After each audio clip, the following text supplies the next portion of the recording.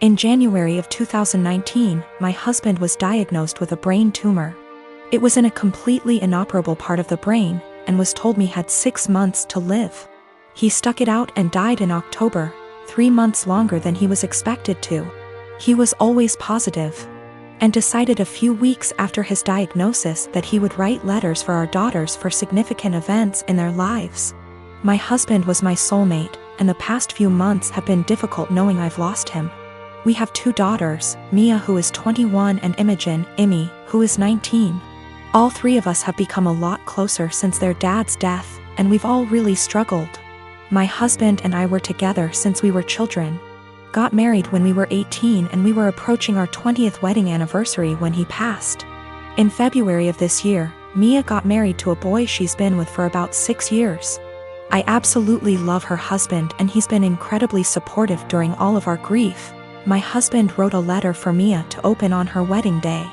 It's worth noting that my daughters were unaware of these letters. It was my job to give them to our daughters. Her wedding day comes around and I just can't bring myself to give her the letter. I read it and just wanted to keep it to myself. I had his handwriting and his words, and it felt like he was there, and I couldn't bear the thought of giving that up yet. I was fully intending on giving her all the other letters as the events happened. Last week, Mia and her husband bought their first home together. They'd been living at our home since they got married, and so had a lot of stuff to pack and move to their new house. Mia asked me where her important documents were, passport, birth certificate, etc. So I told her they were in my top drawer of my dresser in my bedroom. The only letter that was in there was the one I was meant to give her on her wedding day. The rest were hidden away. She immediately recognized his handwriting, and of course it was addressed to her, so she read it and broke down. She came and found me and started screaming at me, asking how I could be so selfish. I didn't really know what to say apart from the fact that I wanted to keep it and she could take a picture of it. Both my daughters called me an asshole and are convinced I'm keeping them from a load of their dad's stuff. I want to start by saying that I don't have the best relationship with my mom. I have an older sister, and growing up my mom always tended to control me and tried to override any decisions I make, saying that I was young and naive and she always knew better. I cut contact with her for a few months after she tried to get involved in my marriage.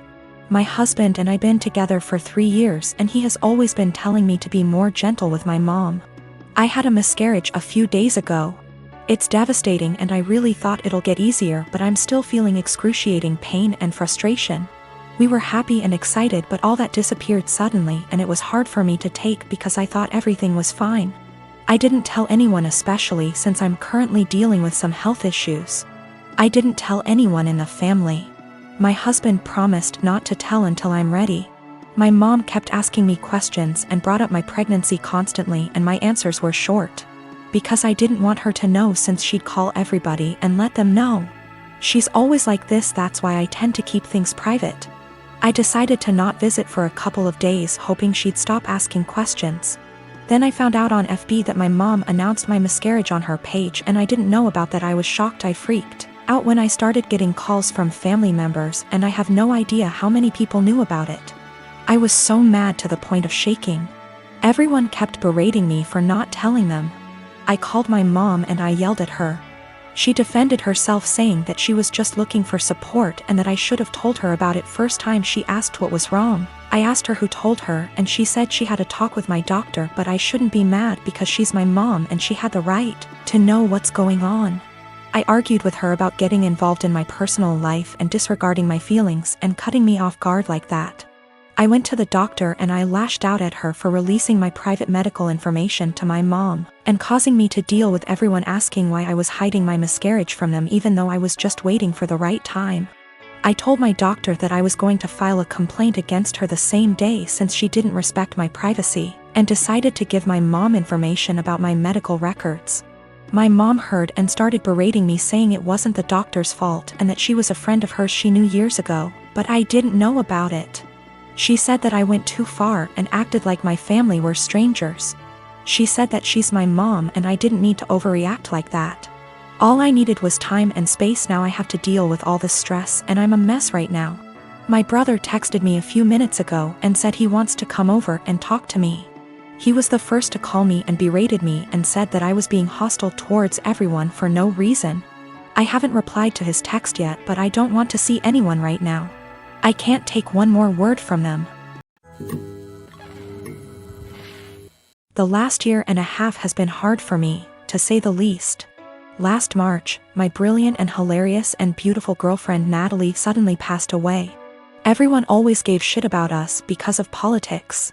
We met in college when we were poli-sci majors. She is very liberal, think AOC, and I'm pretty conservative. We actually met because we were serving as treasurers for our school's College Democrats and Young Republicans clubs, respectively. And our groups would get together for drinks or bowling or laser tag once a month. Well, Natalie and I bonded over a lot of shared interests and we hit it off. Even if we didn't see eye to eye on many issues, debating her was stimulating and formed the cornerstone of our relationship. We've had debates that went on until dawn. We just bounced off each other. She liked to joke that we were drift compatible. I wanted to marry this woman, but she passed away before we got a chance to talk about marriage. I'm in therapy and I'm working through not having her in my life anymore, but it's been rough. Then Rona happened and I got laid off, so I had to move back in with my parents and figure out what I am supposed to do now. My parents mean well, but they got married really young and are more conservative and religious than me. They've been trying to set me up on dates with single girls from their church since I moved back home. But I don't want to date these girls. No offense to them, but it's a small town in the American breadbasket. They don't share the same interests as me and it feels like their only goal in life is to be a good Christian wife and produce a lot of babies. Trying to talk to them about current events is excruciating for me. The girls my parents tried to set me up with take everything they read on Facebook or hear from Fox News for face value. It makes me miss Natalie and our debates more. My parents mean well. I know they want me to find a nice girl and settle down with her, but not like this. They are nothing like Natalie and never will be. I miss her, even if my folks didn't like her ideas. But when I told them the other night that I wanted them to stop setting me up on dates with these girls, they freaked out and told me that I needed to consider settling down since I just turned 30. They're good girls from great families, I know that, and my parents like them more than they liked Natalie, but she was my one and only. I don't think it's fair for anyone when I still love her. They are even more angry at me because I told them that I just don't see myself getting married anytime soon.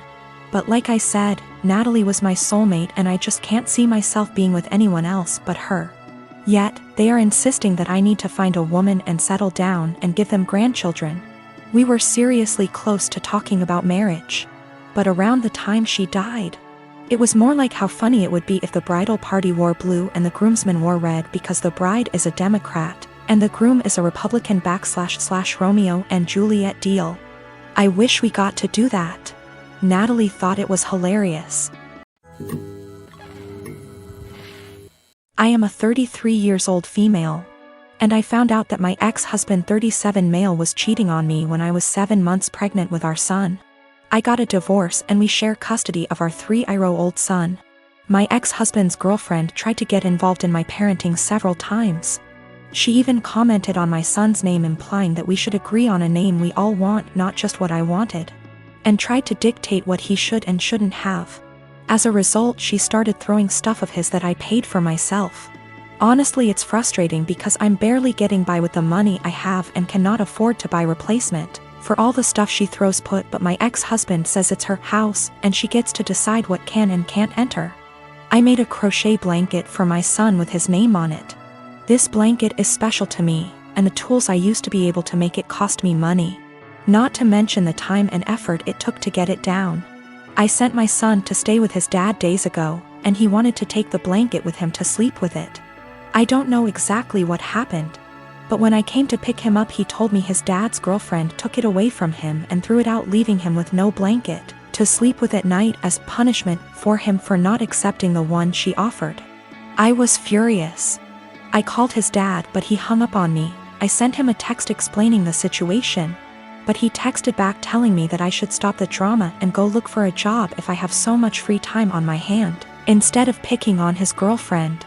I felt frustrated. I visited his family, who are good to me, and told them about what their son's girlfriend did. Now it's worth mentioning that she's been working hard for their approval and to get on their good side. They were shocked to know about what she did. They all flipped out on her and started calling her out. My sister-in-law took it further by putting this on social media, which made other family members see what she did. My ex-husband called me yelling about my pathetic attempt to turn his family against his girlfriend.